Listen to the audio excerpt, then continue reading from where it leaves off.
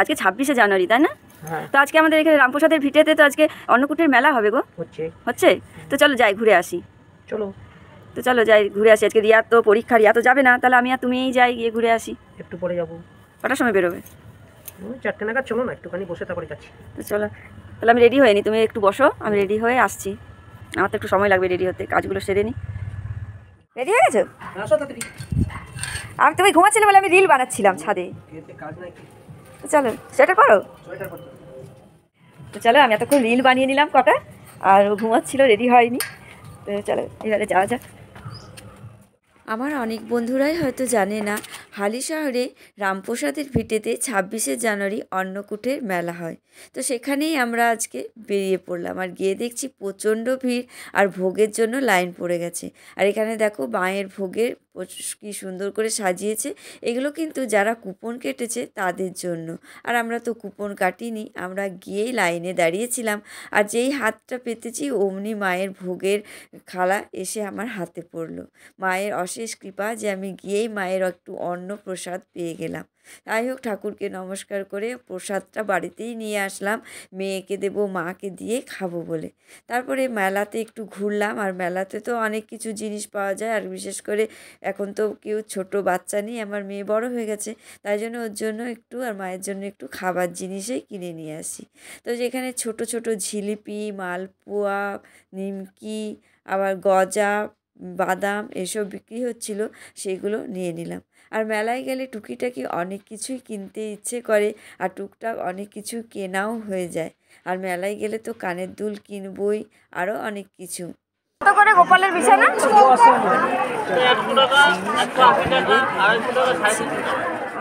সুন্দর লাইটটা কত করে? লাইট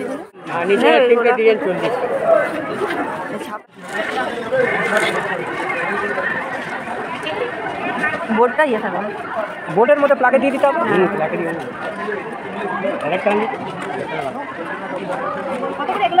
চল্লিশটা 4 টাকা। 40 তো নিচে গোল গোলগুলো। 40 লাভ 40 কোনগুলো ভালো লাগছে? 40টা ভালো লাগে না? ভালো লাগছে, ভালো লাগছে, এই টপগুলোই ভালো লাগছে। আবার ওগুলো তো 50 60। কেনাকাটা করে তারপরে ফুচকা খাবো না, এটা তো হতে পারে না, তাই ফুচকা খেয়ে চলে গেলাম গঙ্গার পাড়ে গঙ্গা আরতি দেখতে। তো আমরা তো সমস্ত মেলা ঘুরে টুরে চলে আসলাম এখন রামপ্রসাদের স্নানের ঘাটে। আর ঘাটে এসে দেখছি বাস দিয়ে আটকে রেখেছে, কাউকে গঙ্গার ঘাটে ঢুকতেই দিচ্ছে না। তারপরে কিছুক্ষণ পরে বাসটা যেই না খুলেছে, হুড়মুড়িয়ে সবাই গেছে আগে দাঁড়াবে বলে।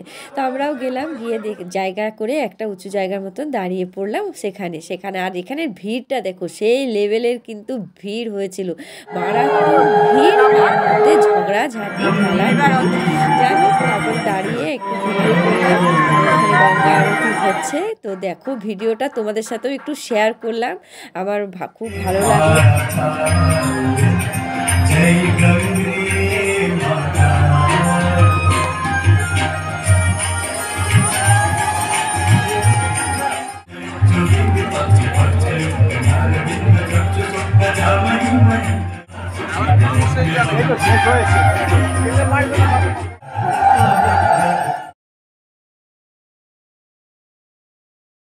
পুরো ভিডিওটা দেখে তোমাদের কেমন লাগলো অবশ্যই জানিও, আর ভালো লাগলে একটা লাইক আর কমেন্ট করে দিও।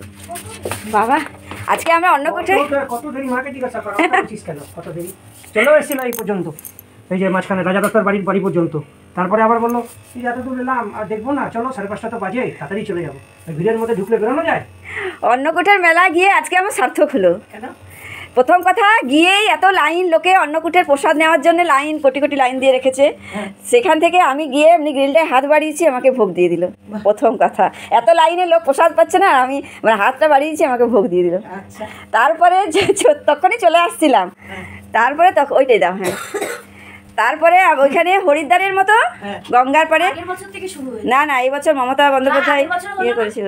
কি করেছে মমতা? ওই যে দেখো কি সুন্দর লাগছে। এটা রাতে জ্বালিয়ে দাও। হ্যাঁ, এটা রাতে জ্বালিয়ে শুবি, এই জন্য নিলাম। কি সুন্দর লাগছে। ভালো লাগছে, ভালো লাগছে না দেখতে? কোথাও গেলে যে ঘরে একটু জ্বালিয়ে। কি বলে আরতি, হরিদ্বার থেকে লোক এসছে, আরতি হচ্ছে গঙ্গার পাড়ে, কত সুন্দর, মানে লোকে লোকারণ্য।